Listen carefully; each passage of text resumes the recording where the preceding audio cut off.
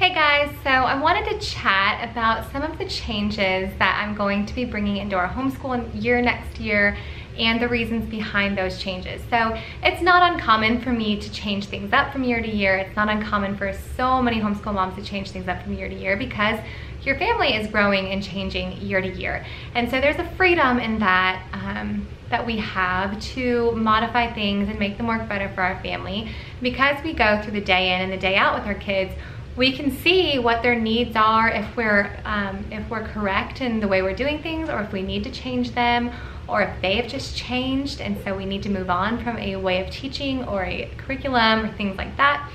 At the same time, I think we need to fight the urge to just completely overhaul everything. If you've read Teaching from Rest, then you know it's really easy to just decide that you want to wipe everything clean and start all over. And so it's a good idea to make some simple changes instead of drastic changes. So I'm somewhere in between. I've had some years where I quit everything and I brought everything new in. And then with time and wisdom, I've learned to not do that, to try to see things through a little bit better and what to add on each year. So a few years ago when we started really subscribing to the Charlotte Mason philosophy, I was overwhelmed at the thought of everything that I was reading and seeing, and I wanted to do it all, but I knew that doing a Charlotte Mason style homeschool takes a lot of,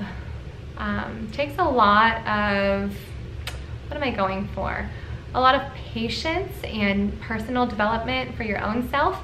A lot of the things like habit training and atmosphere and discipline, it really comes out of your own well. So for me, it's been a lot of slow changes in my own life in order to really implement them well into our homeschool. So I decided a few years ago to add one new concept or one new subject, or to switch one subject toward Charlotte Mason each school year. So 3 years ago, I believe, we switched into having a more relaxed atmosphere of our home. I felt like we were flying out of the house all the time, going here, there, and everywhere. I still feel like that happens a lot, but thanks to that 1 year where we really focused on making sure that we were home, which for us included making sure we were kind of like in relaxed clothing and had a relaxed atmosphere at home. That was our focus that year, which for homeschool, it sounds silly, like you weren't focused on math that year. We still did math, but we just made sure that we were really mindful of slowing our hearts down, slowing the pace down, and that was a really great foundational year for us as far as using a Charlotte Mason method.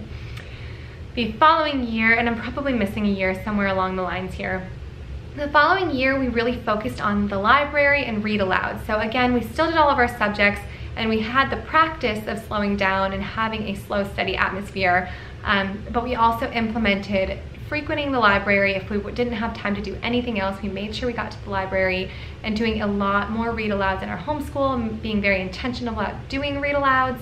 And again, we had that slow pace going. We implemented the read alouds, and then the next year, which was last year, we focused on nature study. So we still had year 1 and year 2's sort of Charlotte Mason stuff going forward with us. Last year we were able to add in and focus on nature study, and when you add something new in, it gives you time and energy to be focused and intentional on that specific area. So it's not to say like, oh, we started last year and we were gonna knock nature study out of the park, but we were really focused on making sure that that was a subject that we really valued, that I did my research on, that the kids were sure to go along with, even if it was a little rocky at first, which it was. But by the end of the school year last year, I kind of threw out any curriculum that I wanted to use because I felt confident in doing nature study and leading nature study. The things that my kids notice now after last year astound me already. I mean, they notice so much more than I ever noticed. I used to think Florida was so ugly, but oh my goodness, my kids are finding things that are so beautiful in our little neighborhood. So that being said, this upcoming school year, our focus is going to be on habit training. So I actually have purchased the Laying Down the Rails and Laying Down the Rails for Children. We are going to be sure to really focus on habit training in our homeschool. Again, I don't need to say it again, but I will. We're still doing all of our other subjects, and we're also still continuing on what we started on as far as the other new areas of development that we've brought into our homeschool. but now that we are practiced and consistent in those areas, it's time to implement something new. So for us, that's going to be habit training this year. So I'm really excited. That's the first change we're bringing into our school this year. The second change is that we are no longer using a science curriculum, and we're going to move toward some unit study. Nature study will still be our main science, but we also have tried to add a science curriculum in the past, and we really have, for 2 years in a row, burnt out on that, and that helped me realize we're not a science curriculum family, but my kids are very interested in a lot of different aspects of nature, and so, and just physical science in general. So we're gonna be pulling in some unit studies in science, and possibly some other unit studies, like maybe some US geography, or maybe some presidential studies, but all unit studies that may kind of start from our nature study, will be consistent in our nature study, but say they want to go off and they want to study bugs or they want to study birds, I'm going to try to do that in like a 4 to 6 week style unit study on top of our nature study. So we're going to be moving into more unit studies this year, which I had never really wanted to do in the past, but it's that time, that season in our family's life where unit studies kind of encompass all of the different ages of students that we have. This year we're going to be having a pre-K 4 all the way up through a 4th grader, and so there's a way, and it just seems like unit study is the best way to kind of bring everybody in on the same area of science.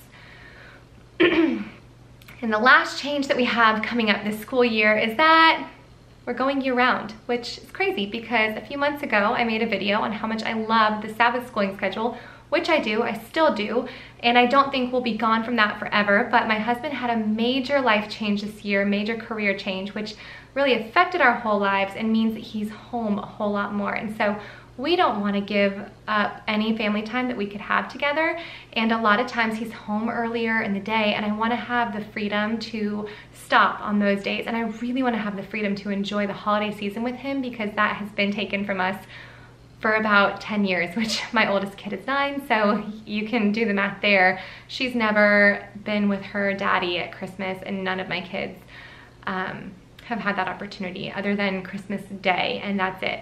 So to experience the season that's really sacred to our family as a family is important. So we shortened our summer. We're going to add some extra time at Christmas, and then following in the same Sabbath schooling type of mentality, we're going to take a break about every 4 weeks or so. With Sabbath schooling, we were taking a break every 6 weeks, which gave me the opportunity to gear up for another 6-week semester. I think it's going to be pretty similar with the 4 weeks and then take a week off. That week will be fluid as far as when we take it off. I have a plan you'll see next week in my back to school week for when that week will be implemented, but if something comes up, we can kind of scatter those days or move it around, and that's my hope, that I learn to be a little more flexible there as far as that goes. There's multiple reasons why year-round schooling is the right choice for us. I believe this school year, you'll see that in my scheduling video again next week, but I just wanted to kind of let you guys know before I just lay it out there next week that we're going to be doing some year-round schooling. So that's actually starting on, we're either starting Monday the 16th or Wednesday the 18th. I'm not sure yet which day it's going to work out best for us, but I'm really looking forward to it. And like I said, that doesn't mean that anything I said about our Sabbath schooling was wrong.